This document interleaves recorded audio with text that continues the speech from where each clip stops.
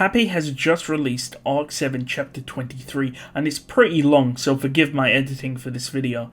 Anyways, I highly recommend you check out my summary for Arc 7 Chapter 22. Anyways, let's get into the video. The chapter starts with Subaru looking at himself in the mirror, albeit it isn't Subaru. This is his cross-dressing counterpart, Natsumi Schwartz. We see that Subaru has applied makeup to himself, and he wore fluffy clothing to hide his masculine appearance. He will also adopt a more cheerful personality to match that of a travelling musician. Subaru then made sure to gather up stuff to actually pad his chest, as he reflected on the many beautiful women he's encountered across his journey. Priscilla, Krush, the witches, and Subaru's mentor and inspiration, Felix. Subaru took a deep breath and walked back into the assembly hall and waited for a response to how he looked. Suddenly there was an applause of clapping hands. Mizelda was happy with Subaru's look. Mizelda, of course, had a certain aesthetic when it came to beauty, and therefore with this display, Mizelda's horizons on what could be beautiful was actually changed due to Subaru's cross-dressing.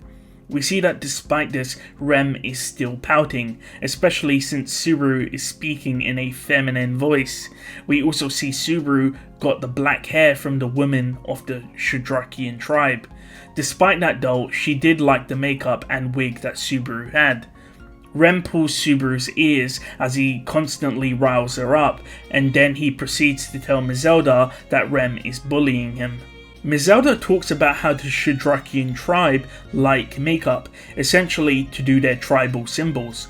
This makes the Shidrakian tribe strong, but it also makes them beautiful. Subaru, Mizelda, Tarita continue to joke around and are interrupted by Abel, who enters and interrupts their speech. However, it isn't actually Abel, it's Bianca, Abel's cross-dressing counterpart, who is extremely beautiful. He's wearing revealing clothes, which reveal his abdomen and legs. Mizelda and the rest of the group are shocked by his beauty. Abel was also adorned with Shidrakian jewels to bolster his appearance. Abel also explains that when he was younger, doing something like this was actually the norm. When you were a candidate for the throne of Wallachia, many assassins would come after you. However, some techniques to avoid detection was to actually cross-dress. We see that Flop is behind Abel, and in comparison they both look really good. Keep in mind, Flop is cross-dressing as well, so his name is Flora. Regardless, they discuss the plan. Flop and Subaru will play musical instruments, and Abel will have another role. Abel then interjects and states that his role will be to dance. He isn't good at dancing compared to his dead sister, but this is something he has to do. With the plan set in motion, Subaru speaks to Rem, and we see that Louis doesn't actually recognize that Natsumi Schwartz is Subaru. The scene changes and the operation is called Komasu Takeru. Everyone agreed with the operation name, which targeted Dika Ottoman, and Subaru explained that this was from a book. So I googled what this was, and it seems to be referring to this article on Wikipedia about a story of a general who was assassinated during a banquet by someone who was cross-dressing, so that explains its relevance. Subaru doesn't know if they didn't object due to simply not caring, or due to the fact that they respected Subaru as a planner. Regardless though, no conflict within the group was a very good omen. We see that the group is split into two main teams. The first team is Flop, Subaru and Abel in their cross-dressing variants, and Tarita and Kuna. There's also everyone else, led by Mizelda, and they are an insurance policy. Should something go wrong, they will create a distraction and attack the city. Louis, Rem and Medium are also in this group. The biggest hurdle was the first checkpoint into the city. Subaru muttered as he looked at the city of Guaral. He could see the heightened security as he saw merchants and their carts being inspected. Their goods were manhandled and any straw or hay was poked with swords. Subaru almost felt bad for the merchants and wanted to tell them to move elsewhere due to the upcoming chaos, but of course he couldn't tell them that because it would give away his position. Subaru was then asked by one of the guards what the purpose of their travel was. Subaru explained that they were a travelling troupe of dancers and musicians. The guard looked over the troupe and was pretty excited by the atmosphere Subaru and the gang were giving off. However, Subaru noticed a problem. One of the guards present was one of the people Subaru spoke to during his first admission into the city with Flop, so he might actually recognize Subaru. The guard talks to Subaru, and we get information on the escalation of tension between the guards and the Imperial soldiers. The Imperial soldiers are tasked with protecting the country, whereas the city guards protect the city of Guaral. Due to the Imperial soldiers taking up residence of the city though, the guards are being ordered around, increasing tension. The guards want to know the purpose of their visit, and Subaru brings his attention to the dancing princess who is hidden by a parasol and veil. He's shocked by what he can see. The princess's beauty is out of this world. The guards are hyperventilating and they give Subaru and the squad the go ahead. After entering the city, Flop praised Subaru's work, saying he's a better merchant than himself. We see that Tarita is carrying the luggage, and she's wearing different clothes. In fact, her current dancing clothes are less revealing than her normal Shudrakian garb, but despite it, she was blushing as she looks around. Kuna is more interested in how Subaru was really good with men, and Subaru stated he knew the guard from his first entrance into the city, and that's the reason why they did well, was of course due to the fact that all of the dancing troupe was beautiful. Tarita didn't really know what to say, so Flop took her hand and explained that Tarita had beauty and that her beauty was different to the beauty of Mizelda, and this caused Tarita to continue blushing. The main reason for this apparently is due to the fact that Tarita hasn't really gone outside of the forest, so she isn't used to this environment. Subaru and the group enact their plan and follow the guards' advice to do their first performance on the main street. The scene changes and we see Subaru telling the citizens to come and watch their show, which originates from the Far East. With this, Flop plays his instrument, a lyre, which is apparently this one seen on screen. Subaru and Flop manned the stringed instruments. Kuna and Tarita did the castanets. This caused many people to look at actually what was going on, and at the crescendo of the music, a black-haired princess appeared. As he danced, the world was enchanted. Everyone was watching him. After 5 minutes, the dance ended with a large applause, and again the scene changes. The first dance's success propelled their fame in the city. Subaru and Flop talk about trying harder, and we see that Kuna and Tarita are back in their Shudrakian garb the second they re-enter the inn. We see that the group have been in Guaral for 3 days and have performed 10 times, receiving very good responses and feedback. We also see that the money from the sale of the Elgina horn and the money from these shows were actually giving them quite a lot of income to survive on. Everything was going well, mainly due to Flop and Subaru's talking and Abel's dancing. Abel's mysterious nature was also a selling point, as Bianca only appeared during the dancing segments. We also see that Flop may have picked up a lot of feminine traits from his sister Medium over time over their travels. Subaru assesses the situation, seeing that Abel is actually becoming fatigued, not that Abel would ever admit it. After all, being in an enemy territory would take a toll on your body and your mind. Abel actually hasn't been seen sleeping in front of Flop or Subaru, and remember, he doesn't actually blink both eyes at the same time, so he never lets his guard down, and all of this combined will fatigue Abel. Subaru asks Abel if he's tired and if he's tired of that way of life. As usual, Abel rebukes him, explaining that closing both eyes at once surrenders your life to another person.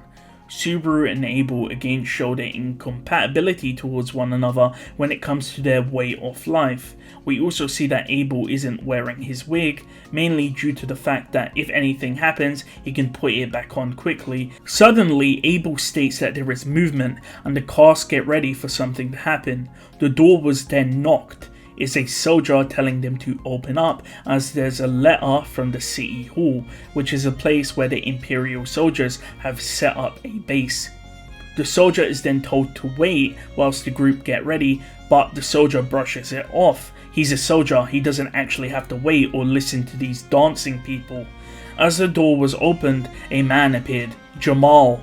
Alongside Jamal was 4 soldiers. Subaru was given a compliment because Jamal liked his eyes, and Jamal wonders if he should invite Subaru to his bedroom. As the tension rose and Jamal grabbed Subaru, a wind blew into the room, and as everyone turned to see what it was, the black-haired princess was there, Bianca.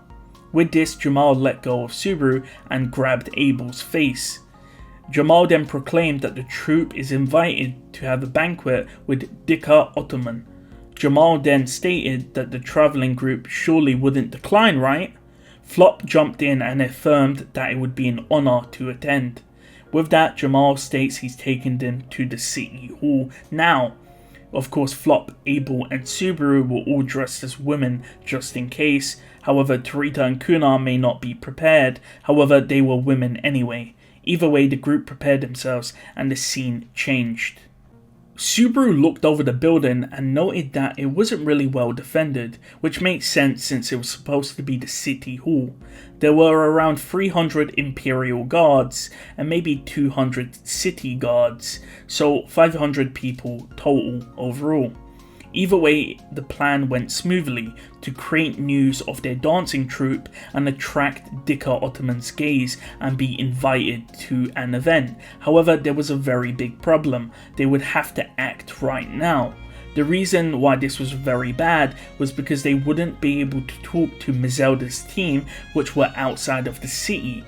So they would have to somehow alert Mizelda's team from within the city hall.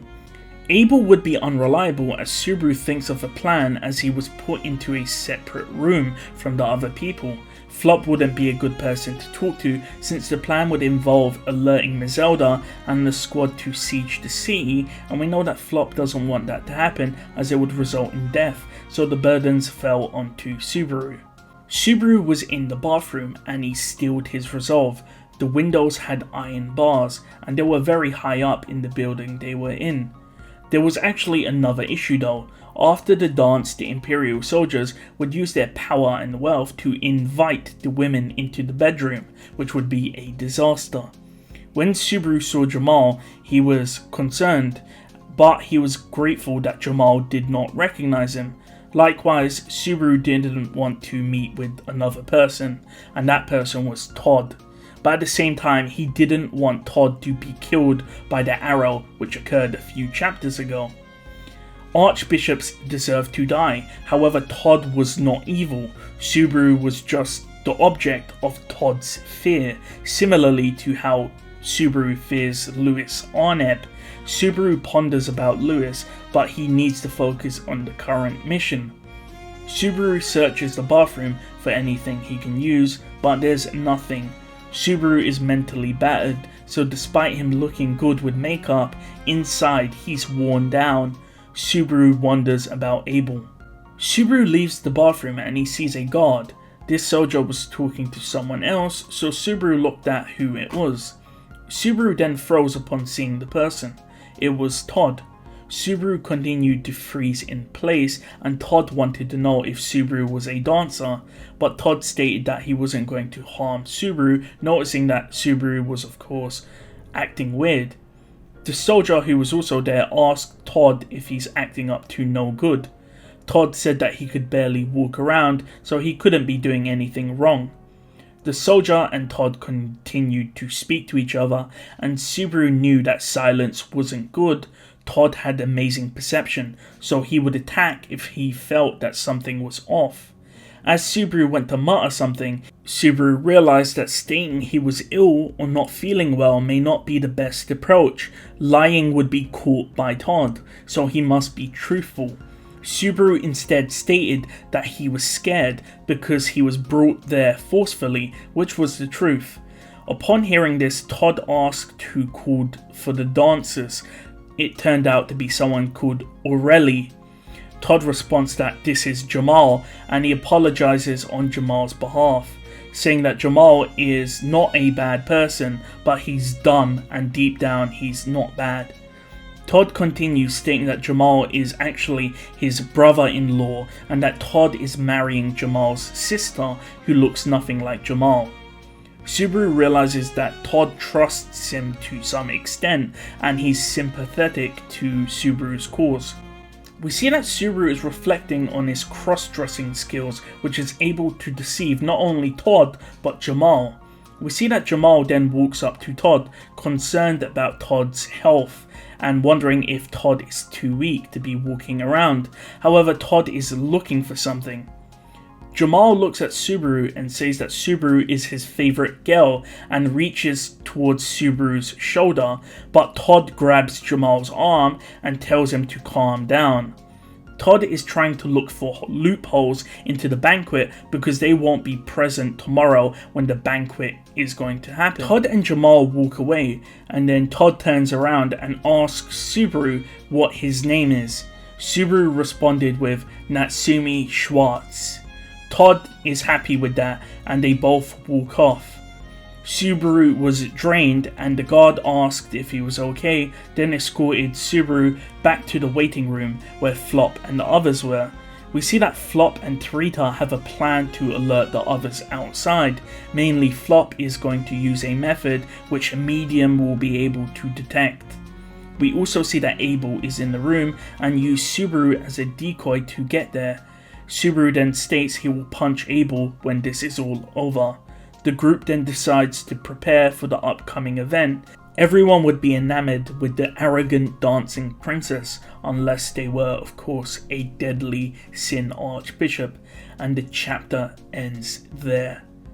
So my thoughts on the chapter is pretty interesting actually. I find it interesting how when Subaru said that his name was Natsumi Schwartz, Todd didn't detect that as a lie, so that's actually very interesting. And I'm not sure who Vincent is referring to when he says my dead sister. I don't think he's referring to Priscilla because he knows that Priscilla is alive, so I'm wondering what sister he's referring to. Maybe I need to go and reread some more side story content, but if you know who he's referring to, do let me know. And yeah, that was a very long chapter. Sorry about the editing, because I'm not gonna lie, I'm really tired. Been doing this for like 3 hours straight now. And thank you to my channel members, and thank you for watching. And if you made it this far, I'll see you guys next time.